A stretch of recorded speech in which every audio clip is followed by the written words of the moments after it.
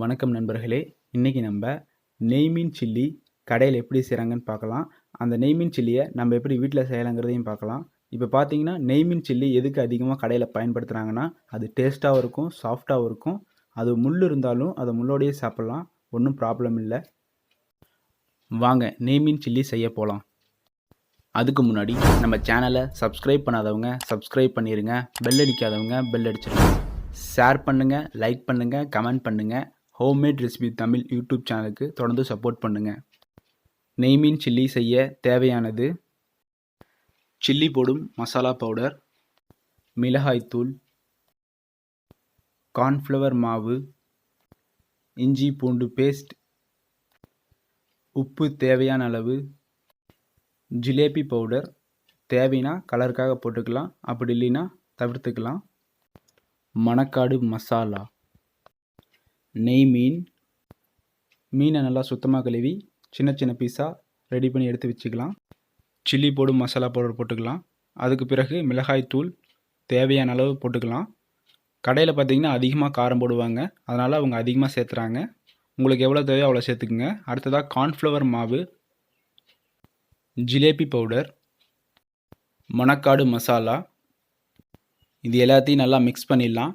Mix பண்ண பிறகு இஞ்சி பூண்டு பேஸ்ட் தேவையான அளவு போட்டுக்கலாம். அடுத்ததாக தேவையான அளவு தூளுப்பு சேர்த்துக்கலாம். நல்லா மிக்ஸ் பண்ண பிறகு கொஞ்சமாக தண்ணி ஊற்றி அதை நல்லா கலரிக்கலாம். மசாலா பார்த்திங்கன்னா ரொம்ப கட்டியாக இருக்கணும், தண்ணி மாதிரி இருக்கக்கூடாது. எந்த மாதிரிங்கிறத பாருங்கள். இந்த மாதிரி நல்லா டைட்டாக இருக்கணும்.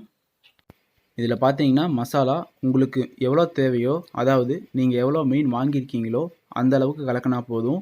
டைட்டாக கலக்கணும், அப்போ தான் நல்லாயிருக்கும். இதில் பார்த்தீங்கன்னா 15 கிலோவுக்கு மேலே செய்கிறாங்க, அதனால தான் அதிகமாக கலக்கிறாங்க மசாலா. மசாலா பார்த்தீங்கன்னா மீனில் கொஞ்சம் கொஞ்சமாக போட்டு நல்லா மிக்ஸ் பண்ணிக்கணும். கையிலையும் தொடங்கணும், ப்ளஸ் மசாலாவை போட்டு நல்லா குலுக்கி விடணும். குலுக்கி விடும்போது தான் பார்த்திங்கன்னா அது எல்லா இடத்துக்கும் நல்லா பரவும், மீனுக்குள்ளே நல்லா அப்பும். நமக்கு பார்த்திங்கன்னா நல்லா முருகலாக டேஸ்ட்டாக இருக்கும். மசாலா பார்த்திங்கன்னா மீன்லேயே ஒட்டி நல்லா டைட்டாக இருக்கும். எல்லாத்தையுமே நம்மளால் கையில் பூச முடியாது, அதனால் நல்லா குலுக்கும்போது தான் அது நல்லா அப்ளை ஆகும், நம்ம கையிலையும் ஒட்டாது அதிகமாக. மசாலாவும் பார்த்திங்கன்னா அப்போ தான் எல்லா இடத்துக்கும் நல்லா பரவும், மீன் நல்லா டேஸ்ட்டாக இருக்கும். மசாலா எல்லா இடத்துக்கும் போச்சுன்னா இந்த மாதிரி மசாலா போட்டு ரெடி பண்ணி வச்சுருங்க. வாங்க மீன் பொரிக்க போகலாம்.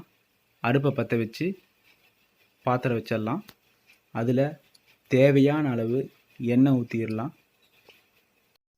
எண்ணெய் கொதி வந்த பிறகு மசாலா தடவின மீனை போட்டுடலாம்.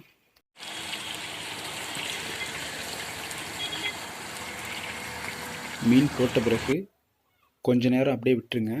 கொஞ்சம் வெந்த பிறகு ஒரு கரண்டி எடுத்து அதை நல்லா கலரி விடுங்க.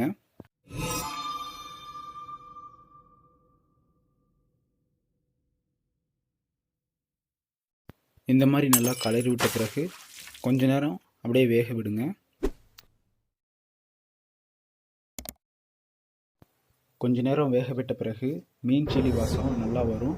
அந்த டைமில் நம்ம ஒரு டைம் கலரிட்டு அப்படியே எடுத்துடலாம்.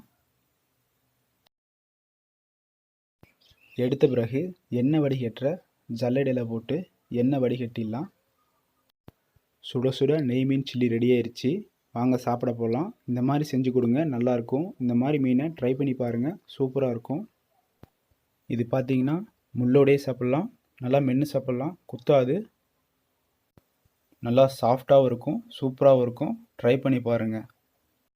பேருக்கேற்ற மாதிரியே அந்த மீனும் நல்லா நைஸாக கரையும் வாயில். சாப்பிட்டு பார்த்துட்டு உங்கள் கமெண்ட்டை சொல்லுங்கள்.